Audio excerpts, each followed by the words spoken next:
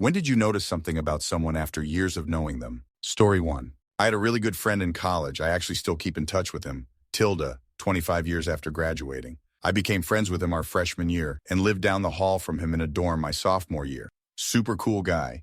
Was one of the few kids on campus with his own car, even though it was an older Jeep. Towards the end of sophomore year, we're deciding what to do for spring break, and he casually mentions his family has a house in the Florida Keys that we could go down to. Like 10 of my friends were going to go, and I thought the idea of driving 28 cars to get down there and squeeze into a house with 10 other guys seemed like torture. Turns out the guy is beyond wealthy. His house was apparently like a 10-bedroom mansion on an island with only 2 other houses. I later came to learn he had a huge 4-bedroom apartment in NYC in case his family went to the city for, and didn't want to go back to their house. He had a huge 10-plus bedroom on the Jersey Shore, like right on the water. It had a pool in the front yard and a 2-bedroom pool house. People walking along the boardwalk would stop and take pictures of the house. It was so crazy. His parents used their own private jet to fly his brother to from college on weekends so they'd see him more often. All the time, he was the most down-to-earth, chillest dude I knew. He's still moving every 2 or 3 years,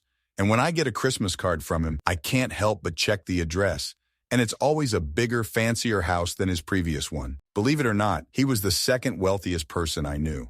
First was someone whose parents owned the parking garages around most professional sports stadiums/arenas. Apparently, stadiums don't own their own parking lots and garages, and this guy's family owned many of them. Story 2. I recently noticed that someone I've been friends with for 25 years has nothing in common with me. She's outdoorsy and athletic. I hate being outside and am a total klutz. I'm into fashion and food cooking. She wears what's comfortable and eats only because she has to.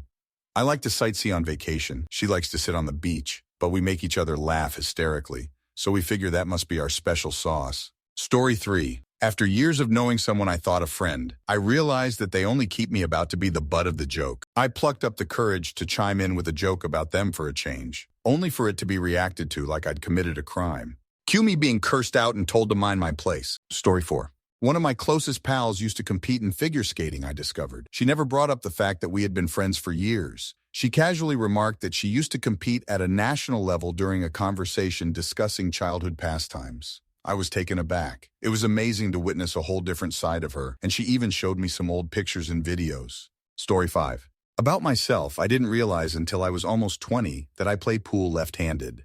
I'm right-handed, and I noticed my cousin used the opposite hands I did while we were playing. I said, "Andy, I didn't know you played pool left-handed." He said, "I don't, you do." Turns out I learned to play pool by mimicking my dad, who is, surprise, surprise, left-handed, and just never put 2 and 2 together. Story 6. I was sitting with my uncle, a man who spent his entire life yelling at the TV about politicians, when I realized he's never once voted. Years of shouting at the screen, and this man doesn't even fill out the ballot. That's like booing a game you didn't buy tickets to. Story 7. My coworker of 1 year. He annoys the absolute piss out of me about his stories of working in the Civil Air Patrol and meeting generals of the armed forces, name-dropping, etc. I was in the Navy when I was younger, and don't really like to think about that time of my life. I finally realized it was because his dad and brother were in the military, and he himself could not join because of some medical issues. That absence and missing out colors his whole personality. I've learned to give him some slack once I figured that out. Story 8. After a year of living with my now wife, who I'd known for a few years at that point, I looked over at her on the couch and realized her eye makeup color matched her outfit. "Oh, cool," I said. "Your makeup matches your outfit today." She gave me a disbelieving state and said I match them every day. Story 9. I was in my 30s before I realized how much of an alcoholic my father is. Like my whole family, grandparents, aunts, uncles, all drank all the time, so I just thought it was normal. In college, my senior year, I was moving into a house with 6 of my friends, and when the day was over, they all asked me if I was okay, and they all seemed worried about me. They were really uneasy by the way my father literally showed up with a lawn chair and some alcohol. He set it up, drank, and watched me move all my in while he made fun of me. This was my life, and I had no idea how wrong it was. It wasn't until I met my now wife who told me it was not normal behavior. When we were dating, she hated coming to my house. I would go to her house, and her family was sober and so nice. It was like night and day. I was also suffering from drinking problems in my 20s and into my 30s. Like, it's just what adults did, right? It was normal for me to get blackout drunk on Friday and sleep all day Saturday only to wake up and do it again. Hell, I had a big group of friends doing it with me, so it had to be normal, right? I would even think most people lied to doctors when they told them how much they drank. Doctors would always be like, you drink 20 plus drinks a week, you need to stop. I'm in my mid-40s now. I'm a parent. I drink maybe 3 times a year and try to keep it as casual as possible. I do have that demon in me that makes me drink too much still, but I think I've got it contained, mostly out of fear of my terrible hangovers. My relationship with my father is not healthy. I don't want my kid around him if he's drinking. We only ever go to their house for breakfast because we know he'll be sober. But if we hang around past noon, he'll start drinking again. Yes, I've spoken to him about it many times, as have all my siblings. He's too far gone to make any changes now. Story 10. After 30 years of knowing a friend to notice that she always has something negative to say about a person's husband/boyfriend. Nothing too egregious. He's always very busy. She does most of the work with the kids/he doesn't like animals, and she's been dying to get a cat. Very soft comments, but sets a negative tone on the relationship. In fact, while she will state that she likes the fellow, will not provide a positive spin on any relationship. I wonder what she tells the gals about my relationship with my husband. Story 11. I noticed last week that my fiancé has preauricular pits behind his ears. I guess they were more noticeable because he had an infection, and I had to clean them out, but neither of us ever knew about it. I didn't even know that was a thing, but I guess it's congenital. Story 12. I've known my friend for years and never realized how much they actually care about the little things I say. It wasn't till recently that I noticed how much they pay attention to what's going on in my life. Kind of made me appreciate them more and rethink how I show up for others. Story 13. I was on a team in high school for 4 years, got pretty close with the other girls on the team, and we all hung out all of the time. We decided to go bowling together, and one of these girls, who we had spent hours a week with for years, and talked about everything under the sun with, showed up with her own shoes, gloves, bag, and bowling ball, and crushed us all with a near-professional score. She had never mentioned bowling to any of us, even once, even when we were making plans to go bowling. Story 14. That a friend who always said she was honest and nobody can handle honesty nowadays was just rude. Also often people who say others cannot handle their honesty, cannot handle you being honest back. Now, years later, I know at least 2 other common friends we had that say that now they realize she was indeed rude and not a good, honest friend. Story 15. I've had a close friend for almost a decade.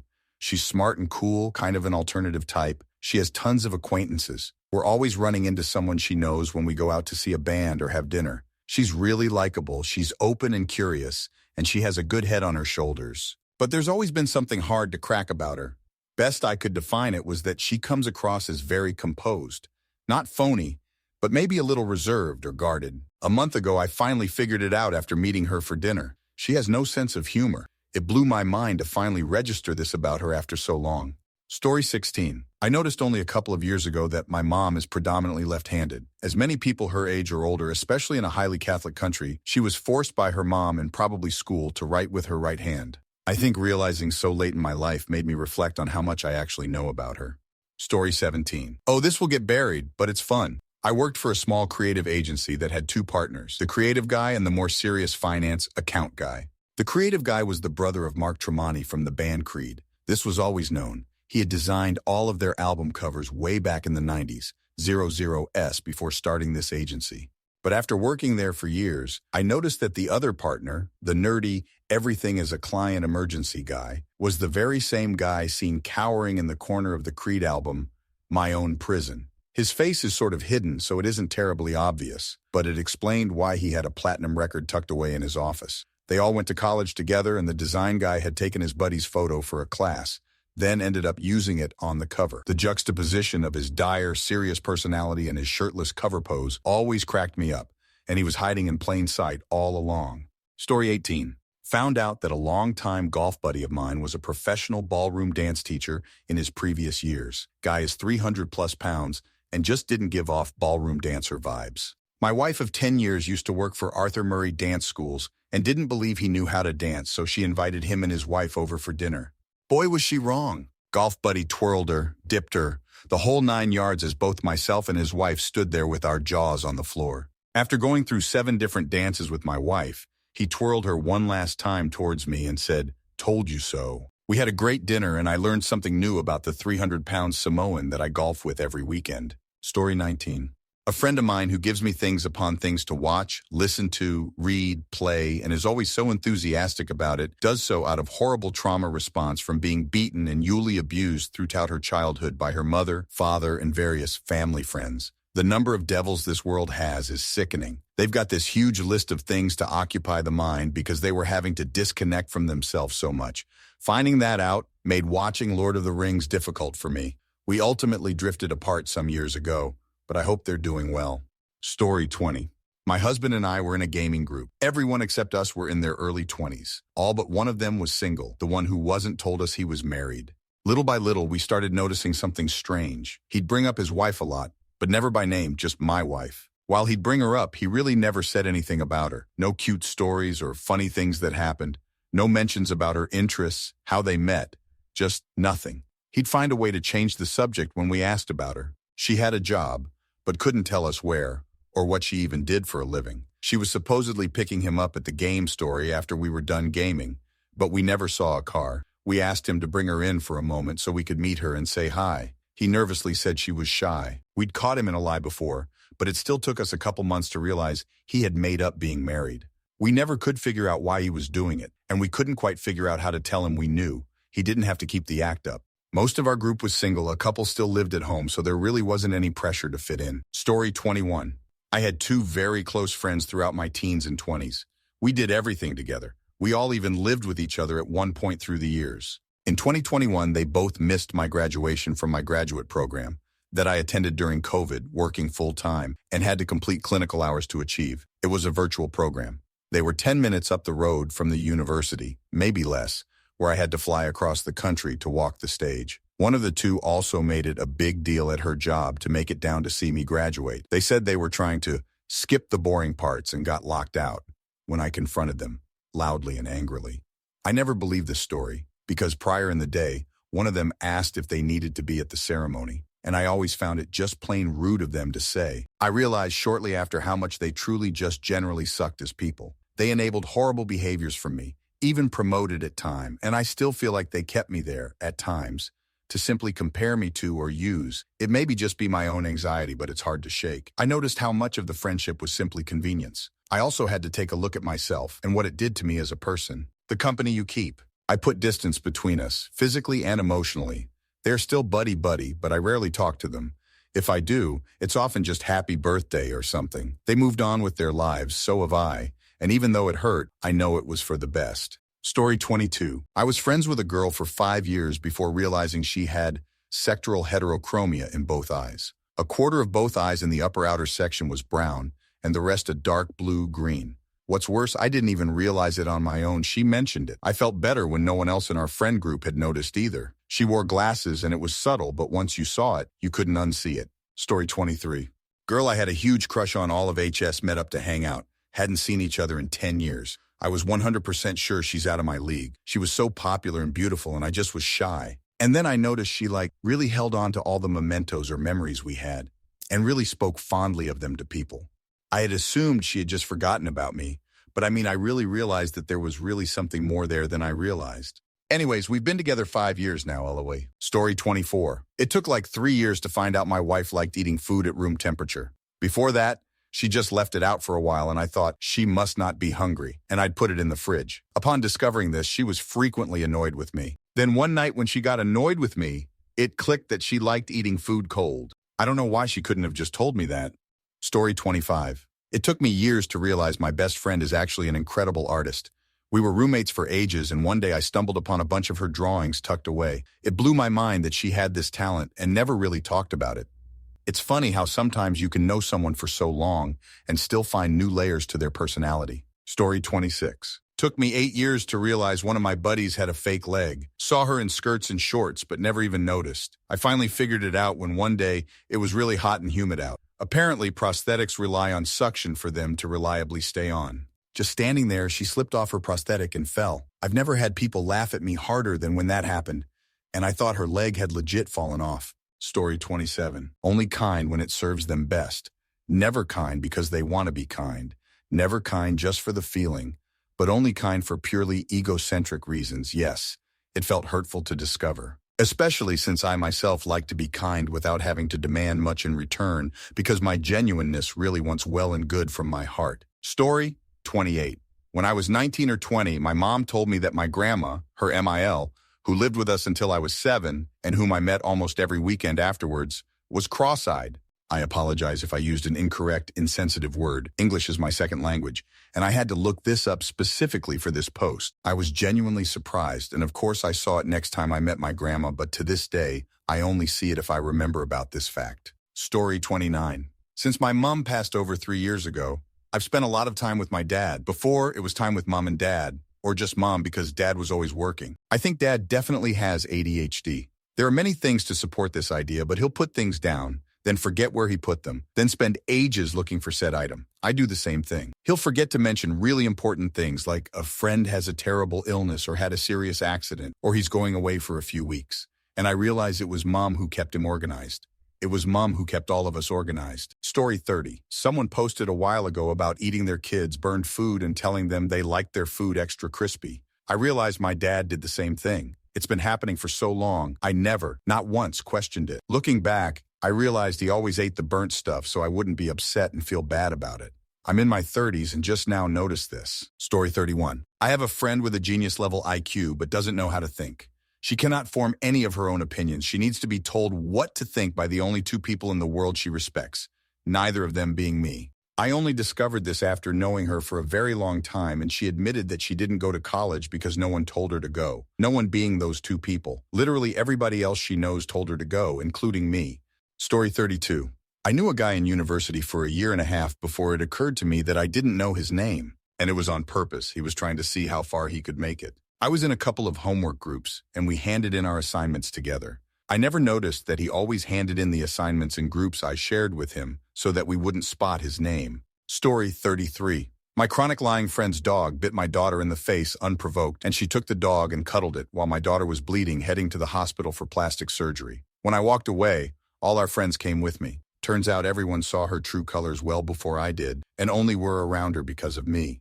You think you know people and try to see the best in them, and then they show who they really are. Story 34. I realized my friend who used setting personal boundaries as a reason to cut out her best friends in life one at a time was actually just not giving a about anyone else's experiences in life. Anytime she felt annoyed, she had to have her way because she was setting a boundary. Best thing she did was decide she didn't want to be friends with me either, as I realized our relationship was me trying to please her constantly. Story 35. I had a friend who could not let me have any moment of something to myself. She'd copy me and claim it as her own idea. If I bought something, she'd have to get the same thing, but top of the line. If I threw a party, I could guarantee within 2 weeks she'd throw a more extravagant one. I got my hair done, she'd do it days later, but go for a super dramatic cut.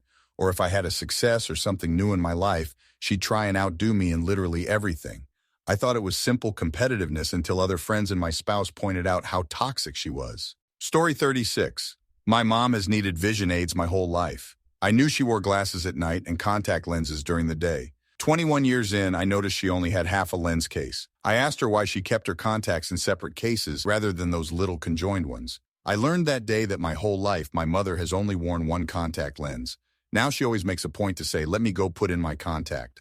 Story 37. I noticed that my ex-wife could say one thing really emphatically and actually not mean it at all. One example I'm thinking of is how she always loved having company, was very sociable.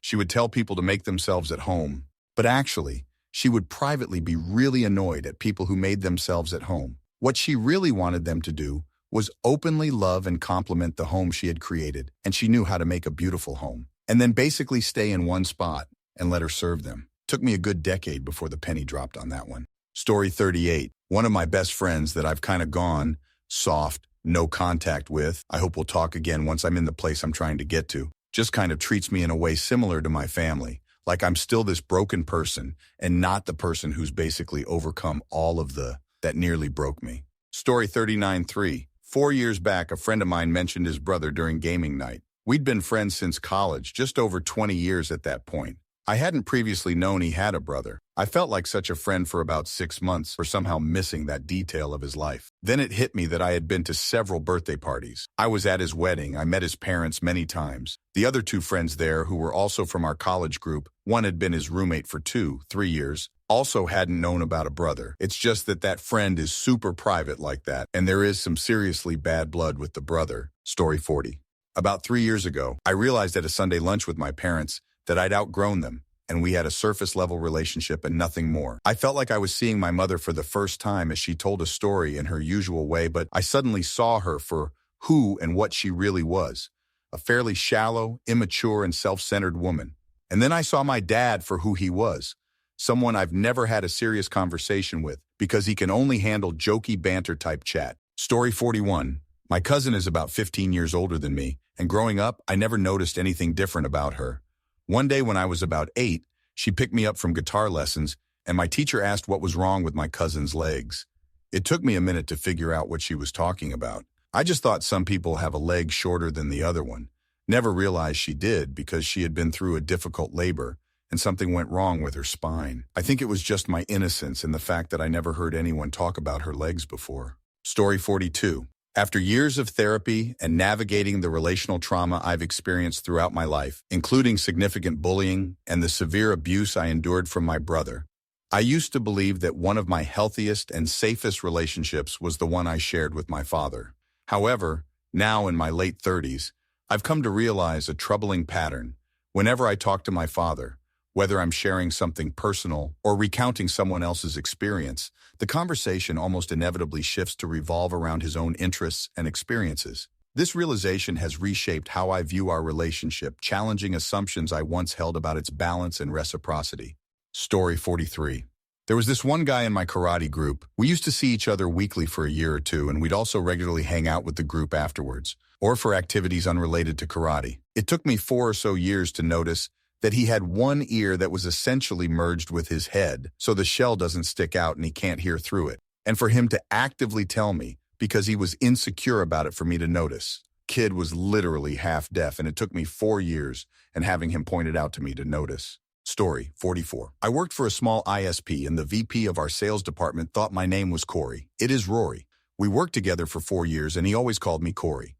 Everyone knew he did this, and we all waited for him to realize it.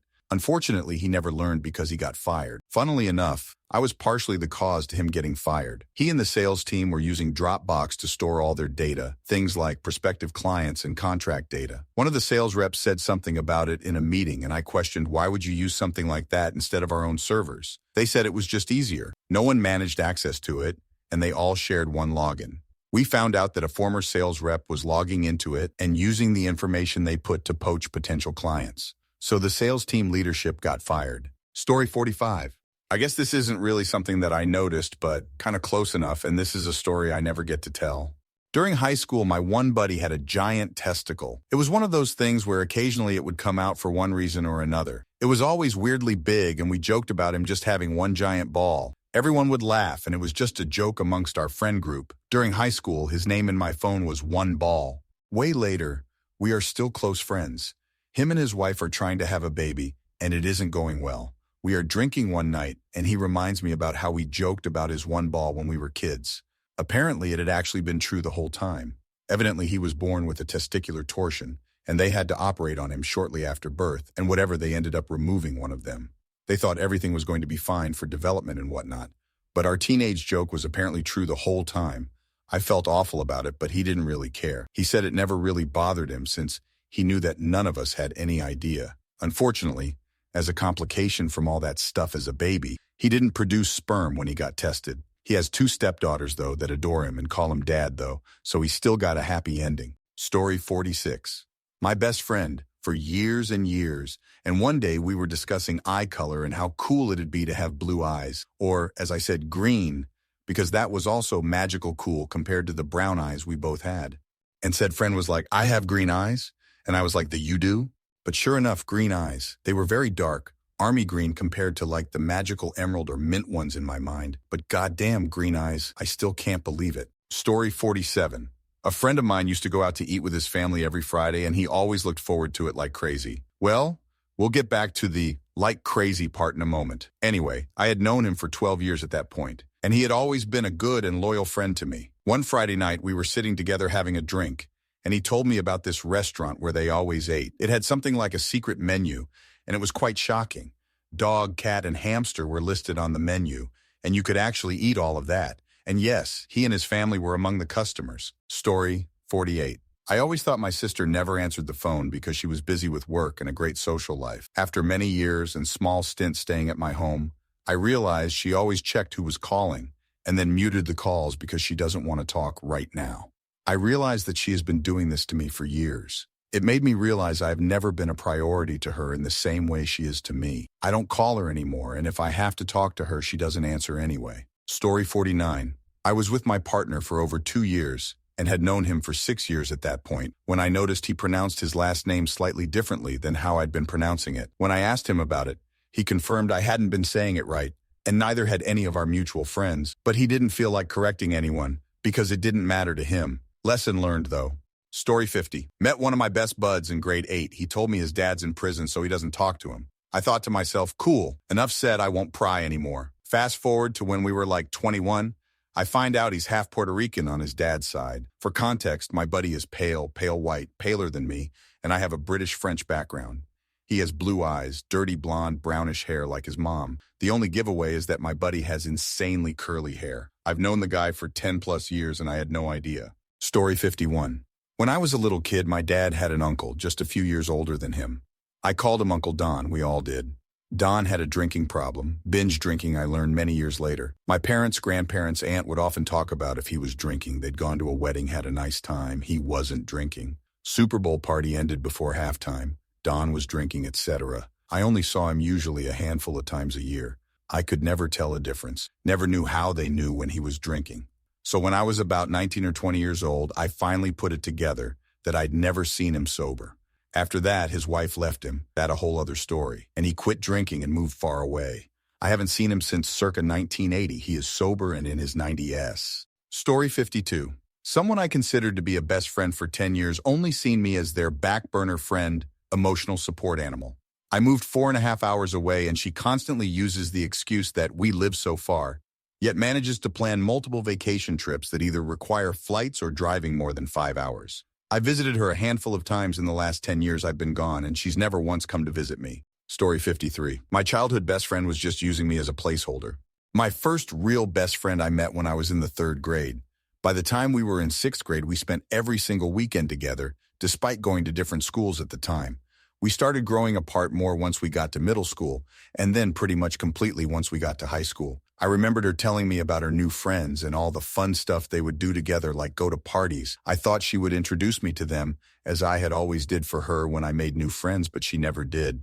Now I realize it's because I wasn't cool enough for her. It really hurts, and I honestly didn't realize that's what was happening until I got much older. It really cheapened our friendship to me. Story 54. I'm in my late 20s.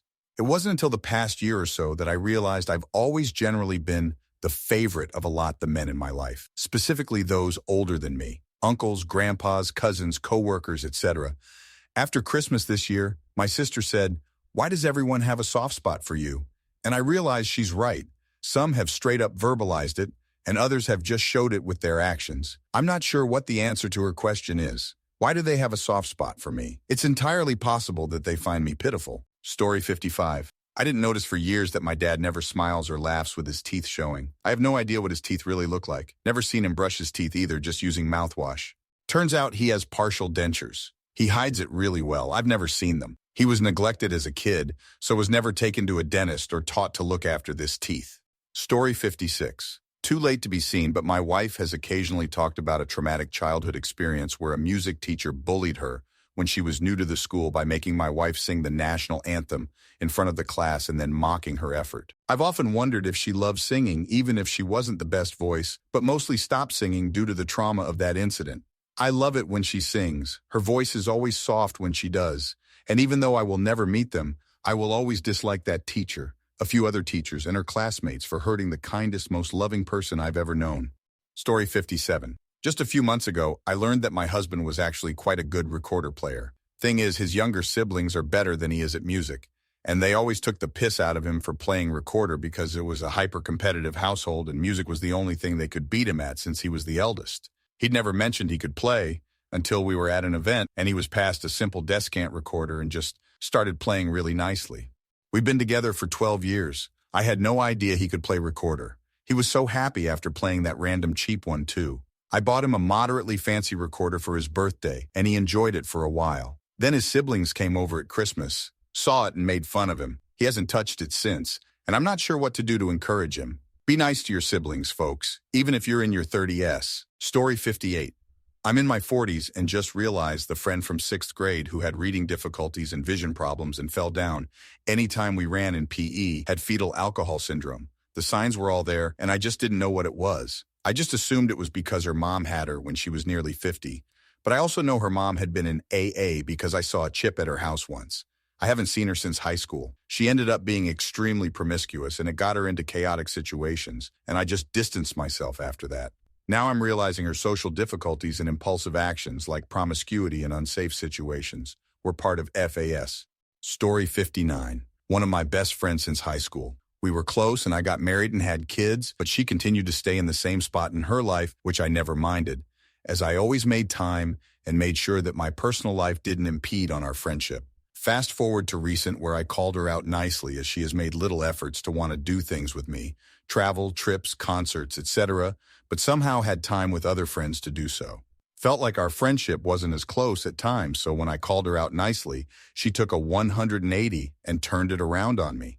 I was shocked. She never spoke to me like that before, and I've never seen it coming from her. Told her I needed space to process, and haven't spoken to her yet as she broke my heart. Story 60. I didn't realize how tall my friend was until I gave her a hug at her going away party and her face went right in my boobs. I just always assume everyone is my height.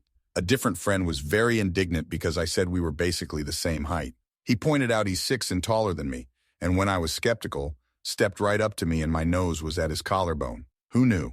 Story 61. Had a best friend for as long as I could remember. Sometime towards the end of middle school and beginning of high school, I realized exactly how much time he spent laughing at other people, including me.